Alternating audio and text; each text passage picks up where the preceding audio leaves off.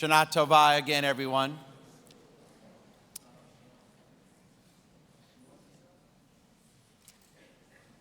On a day off this past July, I took my youngest son, Ari, to a clothing store. He needed a new suit. We met a nice salesman. We spent a lot of time with him choosing a new suit. And as we were checking out and getting ready to leave, I asked him, "Why did you close your Meyerland location?" He looked at me and said, "Oh, we closed the Meyerland store because there are a lot of Jews over there and they don't like to spend money." Ari and I were both silent, in disbelief on what we had just heard. We first looked at each other thinking, there's no way he just said that. And a few seconds later, we looked at each other again. Yeah, he did just say that. Out of all the clothing stores I had to pick on my day off. After a brief moment to collect my thoughts, I decided that I had to say something. I pointed out my kippah, told him that we were Jewish, and we were offended by what he had said. He apologized, and we left. A few days later, I shared this story during a Friday night sermon, that I was glad that I had said something. But for weeks afterwards, his comments still bothered me. I felt there was more I could and should do. I felt compelled to do more so he wouldn't say something so offensive again to someone else. 3 weeks later, when the suit was ready, I told my son that I would go pick it up. And when I walked in, the same salesman was at the front of the store. I reminded him of our first encounter. I then showed him my card and told him that I wasn't just Jewish, I was a rabbi. It was this guy's lucky day. I asked him why he blamed the closing of the Meyerland store on Jews not wanting to spend money. He explained that he should have been more careful, but he had just heard it from a few coworkers. As nice as I could, I told him why comments like these were so dangerous, that statements like his have come to hurt our people too many times. I told him with anti-Semitism increasing, his comments endangered people like me. But I wasn't finished. I taught him a little bit about Jewish history and our religious tradition, our desires to make the world better and to welcome all people. I tried to be a mensch. And fortunately, it seemed to work. He told me he had learned something. He apologized. And this time, he seemed to truly be sorry. He promised not to do it again. And I told him I was also happy to speak with his coworkers. I left him my card, we shook hands, and left on good terms. Here was what my encounters with that salesman taught me. I don't think he was anti-Semitic. I don't even think he even realized just how troubling his statement was. And unfortunately, I don't think he's alone. There are too many normal, everyday people out there who have these false ideas about us, about you and me. They may be your waiter, your car mechanic, your neighbor, or your law partner. I know. Some of you tell me when you hear comments.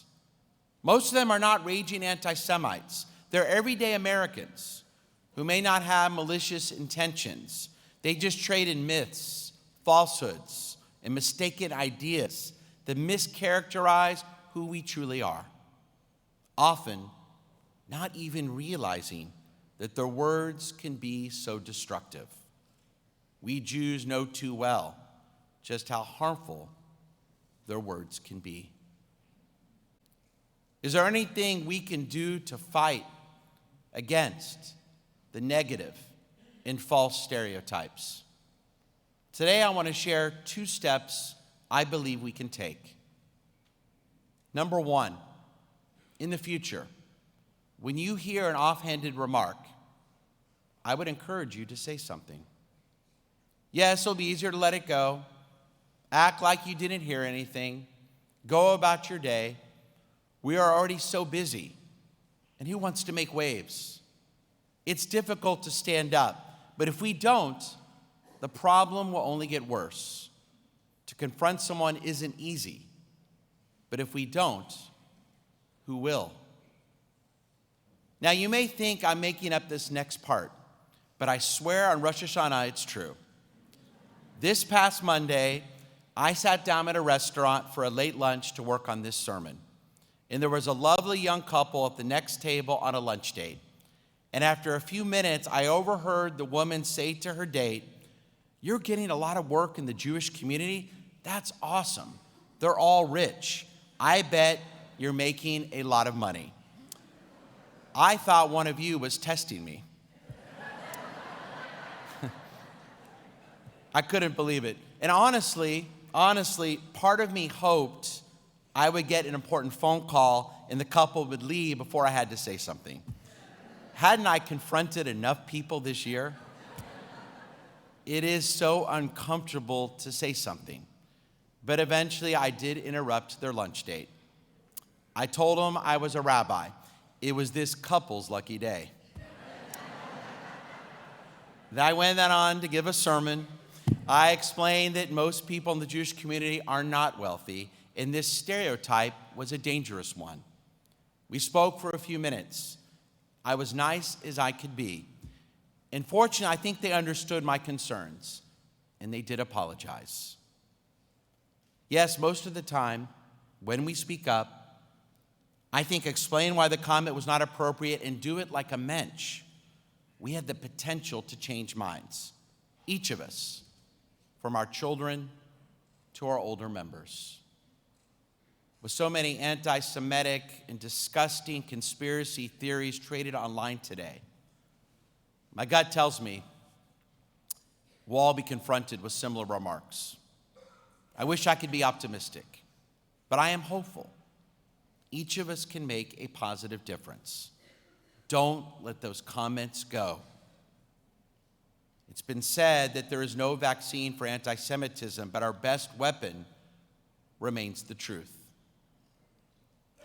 And that brings me to the second way I believe we can fight the mistaken beliefs about our people. We know they are not true, but in this day and age, it's easy to take the case of even one dishonest Jewish family and use it to discredit all of us. For example, maybe you also saw last year's Netflix miniseries, Dopesick.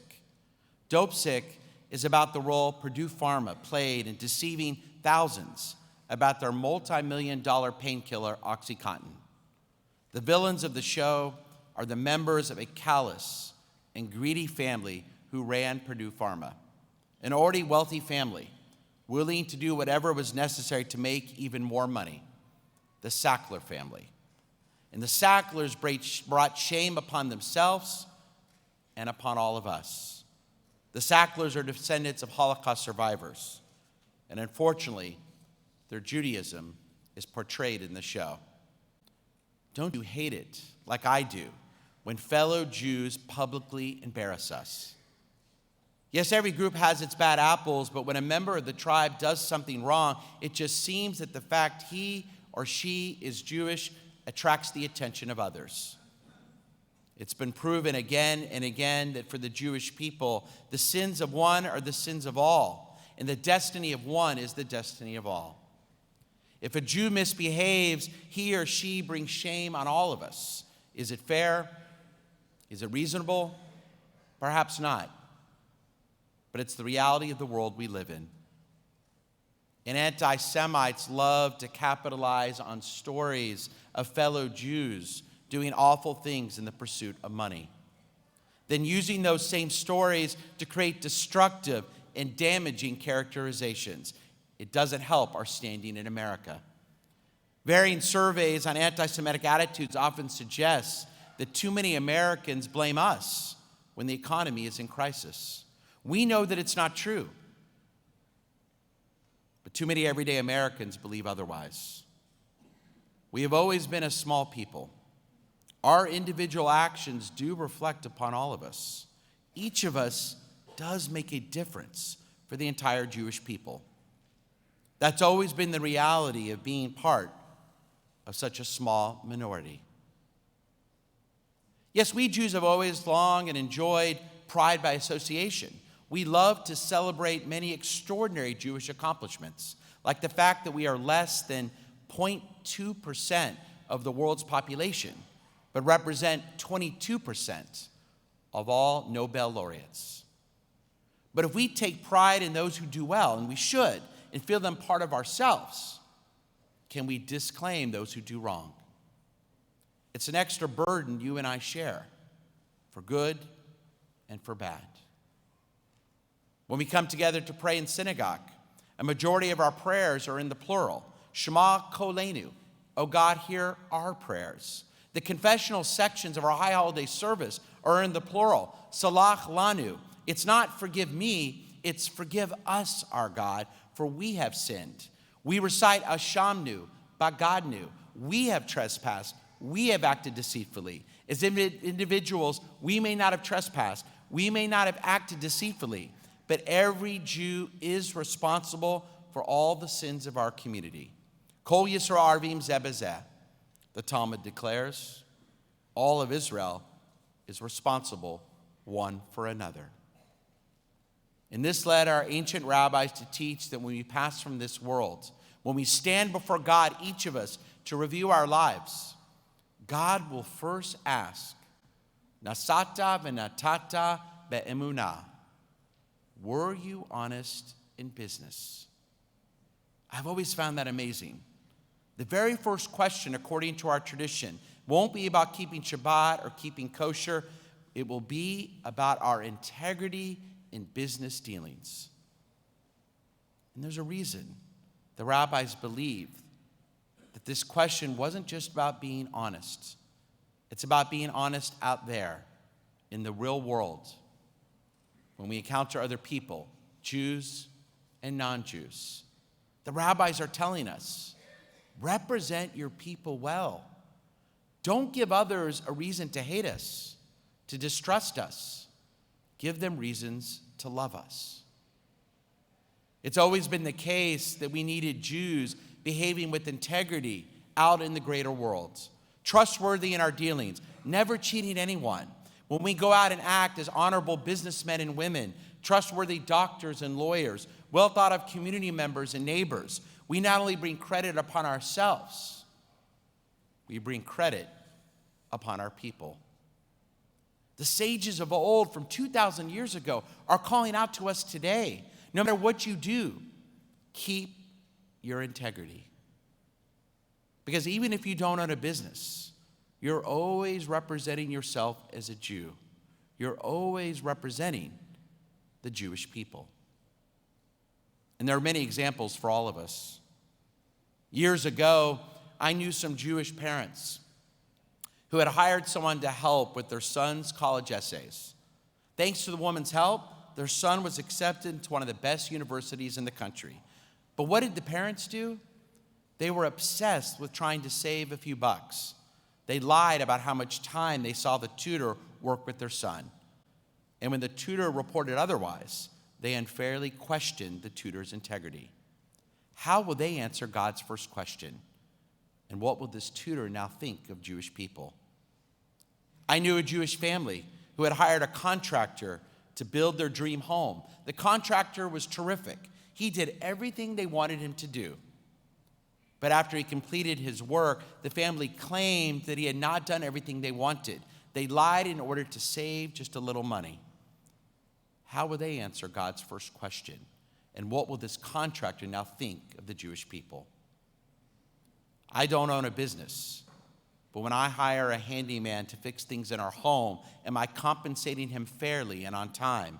When I go out to dinner, do I leave a fair and generous tip? When the woman at the cash register accidentally gives me too much change, do I say something?